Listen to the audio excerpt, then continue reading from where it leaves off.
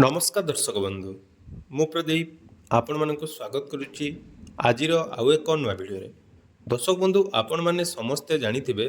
दीर्घ 3 मास धरी राज्य में जो भत्ता समस्या देखा जाइथिला एवं सरकार आपण मानक जाकि पूर्वर सूचना देइथिले जे कोनोसी आपण मानकर सॉफ्टवेयर अपडेट पई दीर्घ 3 मास धरी हिताधिकारी को भत्ता टंका मिल नथिला। तो एने सारा राज्य रे विभिन्न जगार आम विभिन्न प्रकार गण आंदोलन देखा पाऊँ। तापर सरकार तरफ आपण मानक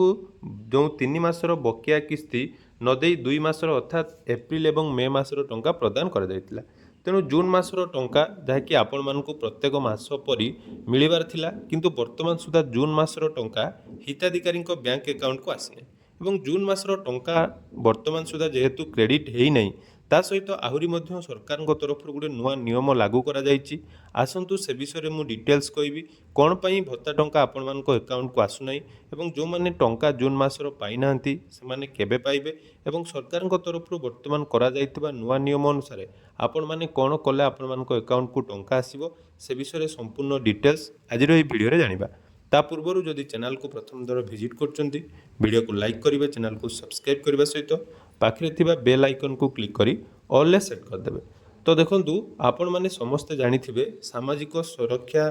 विभाग तरफ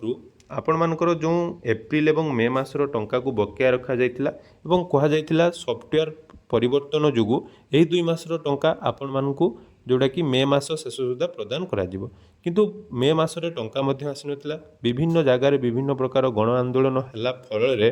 सरकार तरफ जहाँकि जून मासरे पर्यायक्रम टंका प्रदान करागला। प्रथमे जून 10 तारिख रे किछि हिताधिकारी को टंका आसला, जून 15 तारिख रे किछि हिताधिकारी को टंका आसला, जून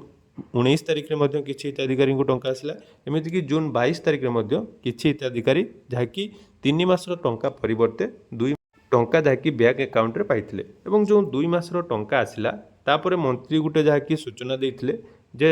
सॉफ्टवेयर अपडेट वर्तमान कंप्लीट हो सारी 95% हिताधिकारी अकाउंट को टंका क्रेडिट होइछि बोली सूचना देइथिले। किंतु जो मे मासरे जो बकिया किस्ती टंका मिला तो सॉफ्टवेयर जेहेतु परिवर्तन होता सॉफ्टवेयर वर्तमान ठीक हो जाइए, तेणु जून मासरे टंका देवार कौन परिवर्तन बा कौन प्रॉब्लम हवा कथा नुहे। किंतु वर्तमान सुधा बहुत जन हिताधिकारी को बकिया 2 मासर किस्ती मिलना एवं जून मासर हिताधिकारी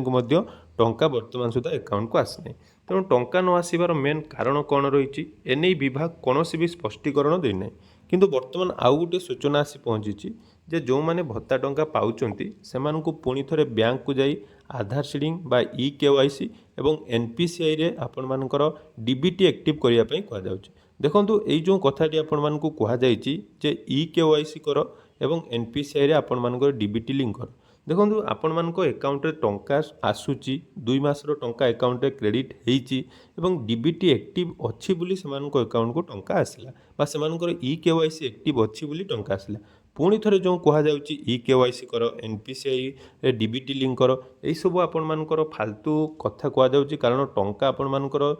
सॉफ्टवेयर अपडेट हैला परे बा सॉफ्टवेयर चेंज हैला परे 2 मासर टंका जदि अकाउंट को आसी पारुची ताले पुणी थे ये जो EKYC एवं